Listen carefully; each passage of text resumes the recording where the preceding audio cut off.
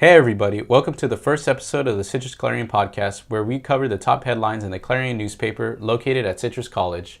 All stories discussed can be found on ccclarion.com. I'm your host, Alex Lomeli. My major is journalism and I am a freelancer for the Clarion. I am joined by my co-host, Ryan Thompson. Hey guys, I'm an English literature major and the web editor for the Clarion. Today we will be discussing articles from issue 13 of the Clarion, Professor's Comics Bring History to Life, by Rosalind Junqueria, and Can Social Media Empower Victims to Speak Out? By the Clarion editorial board. We'll start with the professor's comic. Citrus College professor integrates comic books into his curriculum. Citrus U.S. History professor Bruce Olav Solheim has been using comic book illustration styles to head the chapters in his textbook, Making History, A Personal Approach to History, which currently is in its second edition. The comics are illustrated by Gary Dumm, an Ohio-based comic book illustrator whose work has been published in the New York Times. Solheim's comics depict scenes of history while relating them to his own life. This text is for his class, History of U.S. since 1877, so this is History 108. And I've took his class before, and I read a few of the chapters with the comics in front of the chapters. Yeah. And it's pretty cool because each chapter is headed with an entire full-page comic strip related to the era that he's talking about. And it does bring a pretty cool personal approach to his teachings. And that's definitely one of the main things that he tries to do. The article states that the comic pages replace PowerPoints in his class, but that didn't happen in my class. And maybe it happened in other classes. But for me personally, he never said anything about this will replace a lecture. His writing style is definitely different from academic writing because most textbooks are really long form. They're really condensed. And they have a lot of language that is very hard to decipher sometimes. And I think that his type of stray away from academic writing makes it more approachable. And that combined, the comic strips and you got the more lax writing, it makes a more approachable textbook. Yeah, I definitely have to agree with that. I mean, just having the comic book is already kind of a relief from going through a textbook. And then to have the text itself be a little bit more approachable and, you're not floundering through it, you're not losing track of what it's even talking about. So definitely. Yeah, exactly. It does elicit more of focus for a student who's learning about history. Yeah. Because you get so much information thrown at you with fat textbooks. We're so used to, our math textbook. I remember my astronomy textbook. It was huge and they're talking about theories. They're just throwing theories at you, different things. Political science, same thing. But his history book is very approachable. And the reason why he even has his own book was because he was kind of sick and tired of books not aligning with his lectures. And he had students complain to him about that, I guess. Okay. And so he decided to take it upon himself to write his own textbook. And I thought that was really interesting because it's not too common. And it did bring up the question, is that an ethical dilemma? Because it's a required textbook for his class. So when you take his class, you would have to buy Making History, A Personal Approach to History. And he has authored 5 books and 7 plays. So he does have a lot of works behind him. And I did research, did a little bit of research about it. Yeah, I was going to say, what are the moral guidelines to pushing your own book on students like that? Yeah, so there are guidelines outlined in the American Association of University Professors that pretty much says it's not unethical and it's protected under free speech. Okay. There are ethical guidelines behind it. If something is not relevant to the topic, but the teacher still assigns it, that could be behind a firing of a professor. So universities do have guidelines for that. But like I said, it's really interesting because it's a unique situation for a Citrus College professor to do this kind of thing, to write his own textbook and take a more artistic and approachable side to academia. Yeah, definitely. Which I feel like a lot of textbooks could do. There is thrown a lot at you, and we don't want students to be really confused either. Yeah, and especially if history is not really interesting to you, then it makes it a lot more approachable to have it presented in the way he does. Right.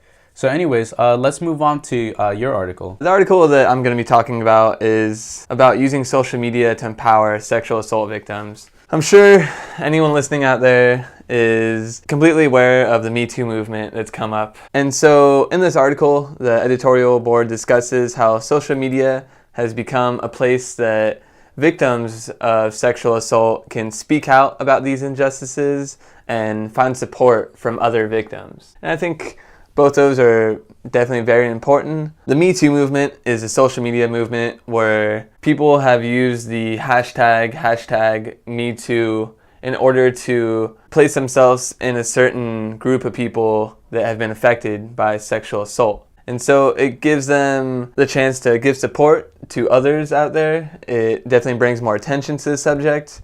And this whole movement was actually started by Tarana Burke in 2006. Took a lot of time to gain momentum, but in October 2017, with the Harvey Weinstein allegations that became public and they were on every major media outlet across the US, with that, it gained a lot of attention, a lot of momentum, where not just people in the US were talking about it and putting it on their social media accounts, but even people in other countries were talking about it. Even on the Citrus College campus, there was actually a Me Too panel recently. The Me Too panel happened on April 10th in the Visual Arts building on campus, and there wasn't a huge amount of support for it, which is disappointing. Only about 20 people showed up that weren't a part of the panel. So that's kind of disappointing. Do you have anything to say about the panel? Yeah. Any part of it? Just because not a lot of people showed up, I don't think that reflects the overall sentiments of students. I don't know if that would.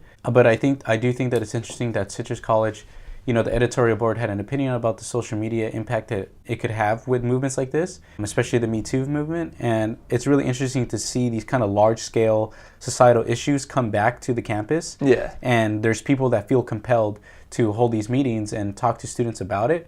It is unfortunate that there is a small amount of outreach in a community college like Citrus College, but it's really cool to see a lot of these large movements make splashes even in the small community. Most definitely. In a funny way, it kind of makes sense that not a lot of people showed up, since the movement is through social media and a lot of people are talking about it in person, but even by the nature of the victims, they're not people that really want to go out in public and really bring it up to people in person like that. Like, it's much more comfortable behind your phone or a computer to talk about it. So that's completely understandable. But I mean, I think the movement has seen good results so far. Some of the forerunners, as the article calls them, of the Me Too movement were recognized as members of Time's Person of the Year list. So they were actually put on the cover of Time magazine, and they were dubbed the Silence Breakers. So it's definitely gained a lot of media attention, a lot of attention in general. So that's definitely a good benefit. It's worked out in that way. And more cases of sexual assault have been brought against high-profile celebrities, people in the movie industry, different stuff like that. Just to give an example. Even the TV industry, correct? Yeah, exactly. Just give an example, like the MDC news anchor, Matt Lauer. I'm sure you heard about that case. Yeah, I did. He did get fired. He was an anchor on the Today Show, and he was fired because of sexual allegations as well, and NBC had to put out a statement about it. So, I mean, it's definitely encouraging that stuff like this is being weeded out of our society and out of the workplace for sure. That's hugely important. I think that social media can definitely do this, bring attention to an issue or a movement. It can act as kind of a watchdog for our community, for sure. Stuff that maybe wouldn't have been brought up by media outlets now has to be brought up because everyone's already talking about it, so it can't be avoided. That definitely gives a lot of power to the public. Yeah, exactly.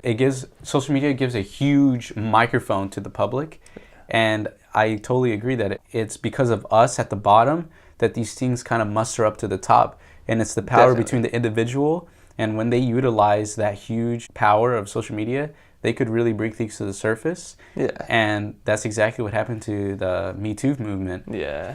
But I think that's probably about all we have to say about it today. But thank you again for joining us, guys. That does it for this episode of the Citrus Clarion podcast. Again, you could find all articles we discussed on ccclarion.com.